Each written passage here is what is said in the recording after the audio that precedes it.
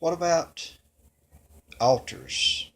Is that biblical? Is biblical to have altars in churches? Well, we need to look and see exactly what the Bible says about altars and what was altars for. Altars in the Old Testament obviously was for sacrifices and things, and any time it's mentioned in the New Testament is directly referred to just mentioning things of the Old Testament.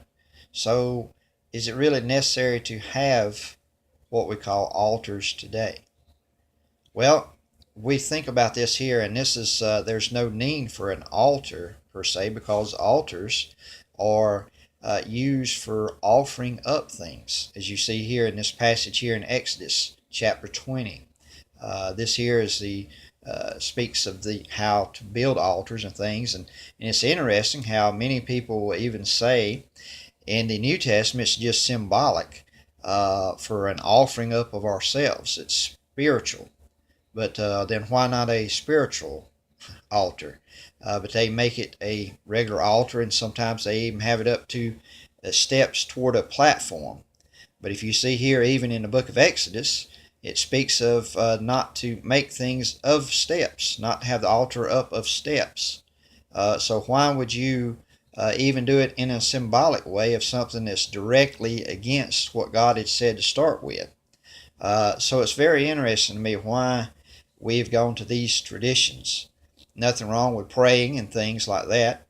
But also as you think about this, as the invitation many times is given, they give invitations out to say, come forward and try to pressure people to come forward. And I've heard testimonies of preachers' wives and different things like that made statements that they wouldn't come forward. They've struggled with it for several weeks because they wouldn't come forward because they would think, well, what would the people think? Me being a preacher's wife or even a leader in a church or whatever, if I go forward. So I struggled with that for months, is what this one lady said several weeks that she struggled with it. And then she said she finally, after about 4 weeks or so, she decided, well, I don't care what people think. I'm going to go forward and get saved anyway. And then she was rejoicing about it. Well, my question is, why would it be necessary to wait to go to an altar, so to speak, in a church? Could you not get saved at home or somewhere else, or even pray? We talk about praying and things that we can pray anywhere. But yet somehow we think it's got magical powers to come forward to an altar up there in a church building. I'm not against praying and things like that and people getting saved. Don't misunderstand me. But I think this has become a tradition that's unbiblical, trying to pressure people into coming forward and things like that, and having people to raise their hands and all this kind of stuff, and making them feel that this is the only place you can be saved. So we have to be careful, and then also just think about the fact of the word altar itself. Just the altar in itself is to be for sacrifices, as we find here in this passage here, that offerings were to be made there.